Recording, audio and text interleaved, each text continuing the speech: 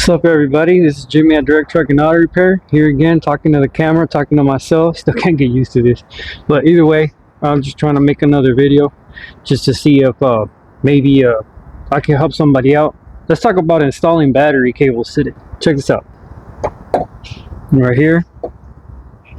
Is it tight? Well, we got both of these touching. Right? Can't go any tighter. But here's what I'm getting at. Okay, so I'm gonna put this back on after I've cleaned inside there. So I left this little area right here. Okay, so you see all this right here, all the dark areas. So all the dark areas kind of like build up. That'll build up like right in this area as well. Sorry, trying to finger it. This area right here, right in there. And so when you have some of that on the post and you have that on the battery terminal, you have an area where you're not making very good contact between the two lead pieces. You have to make sure that when you're installing the battery, you have both clean sides, inside here and inside there. They sell these things, they're fairly cheap, you know, like you have this thing and you kind of put that in there and, you know, clean that. And then you also have like the female part of it, so you can put that in there and then, you know, clean it.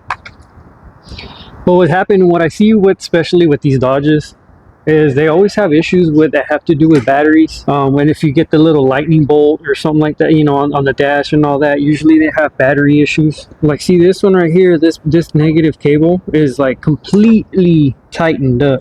Like you can't go any more tight here. You know, like all this material right here, the lead has kind of squished together. But what happens is, I don't know if you can see that, but you have that much. You see how that battery terminal can still go down on that post a little more, right in there. So, and these battery terminals, they're conical. Okay, so the further down they go, the wider they get. These batteries are all interchangeable and all that. Like they're universal for the most part. So usually what we do here is we open these up, you know, to install it. Open them up as wide as they go. We'll have a clean area inside. We'll have a clean terminal and clean battery post. You put that on there. You'll put that on there, and here's what we do right here. We'll get any socket, right? Get yourself a socket. Put it on the top. Get yourself a hammer and just give it a tap. Tap-a-roo, like Happy Gilmore says. See, there's going to be some battery posts sticking up.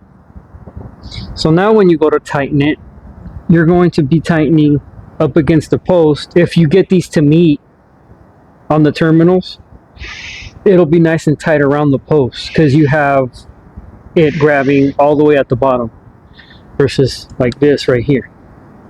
Okay, so this will cause a lot of issues on any car really, but on these Dodges I see a lot of these issues right here because somebody will change batteries, they'll take it off, they'll put it back in there, and they won't make sure it gets tapped all the way down. Here, actually, let me show you this. So this is where this one's at. Let me just loosen this up right here, just to kind of show you guys. Right, I'll put the socket right here.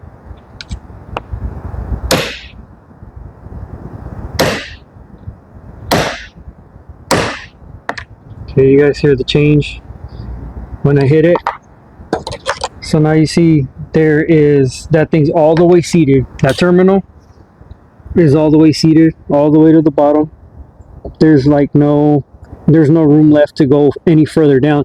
So needless to say, just, you know, recap, when we install battery terminals on, make sure that they go all the way to the bottom. Make sure they're resting up against the battery when you install them.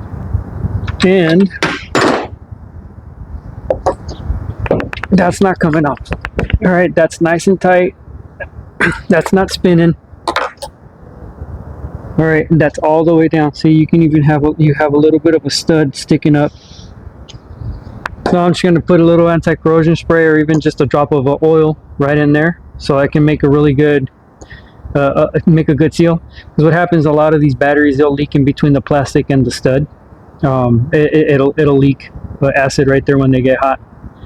So just anything that'll kind of go down in there and kind of seal it up, it usually works.